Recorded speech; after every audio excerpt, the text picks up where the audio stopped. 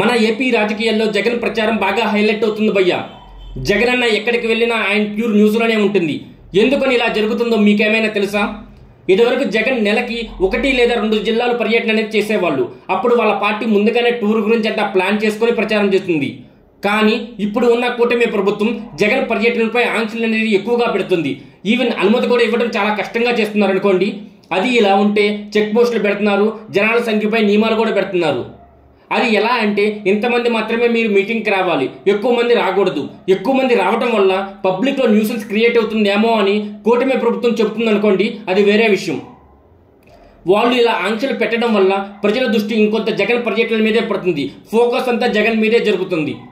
ఇంకా మన వైసీపీ వాళ్ళేమో ఇప్పుడు టూర్కి కొంచెం గ్లామర్ కూడా యాడ్ చేస్తున్నారు. లైక్ ఎలా అంటే మన సినిమా హీరోల ప్లే కార్డులు అంటే లైక్ ఫేమస్ డైలాగులు తీసుకొచ్చి జగన్ ఆకర్షణ తెచ్చుకోవాలని చూస్తున్నారు. ఫర్ ఎగ్జాంపుల్ మొన్న ఆడియో ఫంక్షన్ జరిగింది కదా అల్లు అర్జున్ది. అప్పుడు అల్లు అర్జున్ ఒక డైలాగ్ ఇచ్చేశాడు. ఆ డైలాగ్ అల్లు అర్జున్ యూజ్ చేసిన రప్ప రప్ప అనే ప్లే కార్డు ఒకటి, NTR blue shirt, Prabhas play card, Mahesh Babu కూడా జగన్ ఫ్యాన్ అన్నట్టుగా చూపించడం, కృష్ణ కాంగ్రెస్ లో ఉండడం, ఇవన్నీ కూడా సినిమా అభిమానులు ఉంటారు కదా వాళ్ళ దృష్టి అనేది జగన్ కు సపోర్ట్ వైపు తిప్పడానికి మన జగన్ అన్న ఎక్కడికి వెళ్ళినా సరే అధికార పార్టీ అతను హైలైట్ చేసేలా చర్యలు అనేది తీసుకుంటుంది.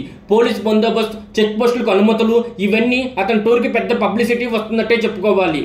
దీనివల్ల ప్రజల్లో ఏం జరుగుతుందనే ఆసక్తి కూడా ఇంకా ఎక్కువగా పెరుగుతుంది. ఇప్పుడు డిబేట్ ఏమిటంటే కూటమి వాళ్ళు జగన్ పర్యటనకు పబ్లిసిటీ ఇంకా ఎక్కువ చేస్తున్నారా?